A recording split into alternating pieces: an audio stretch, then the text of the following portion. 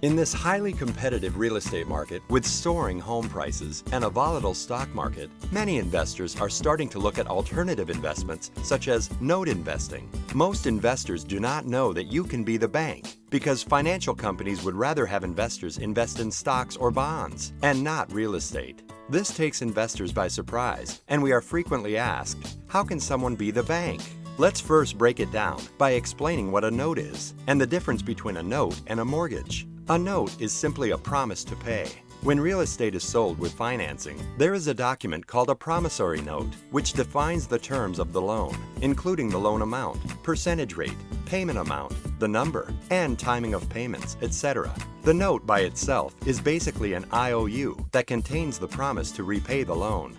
The note is then secured through a security instrument called a mortgage or deed of trust. The security instrument ties the note to the deed as the lien on the property as collateral. How do you become the bank and become a note investor? When one invests a note, the note is purchased along with its security instrument. In other words, investors purchase the secured debt and become the bank.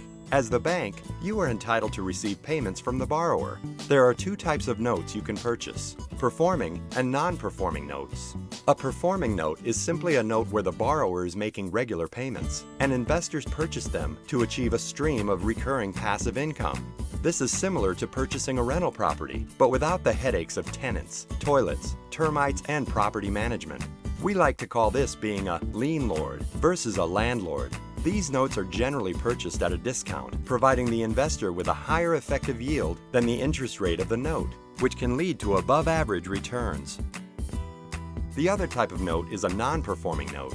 A non-performing note is when the borrower has stopped making payments. Banks will sell some of them to investors to get them off their books, rather than take the time and incur the expense of foreclosure, because banks have to report the non-performing debt, and it can affect their ability to loan additional money. Why would someone buy a note that doesn't pay? Because they sell at a steep discount, ranging from 25 cents to 60 cents on the dollar, and the debt is secured by the property. Unlike credit card debt, which is unsecured, investing in first position notes, your investment is secured by the property. The steep discounts paid in acquiring non-performing notes allows the investor flexibility in engaging the borrower with multiple exit strategies, including getting the borrower on a new payment plan called a loan modification, having the borrower sell the property at short sale, have the borrower return the deed to the investor called a deed in lieu, and the last option, which is foreclosure. Have we piqued your interest? If you're looking to get more information on note investing, email or call us, as we look forward to hearing from you.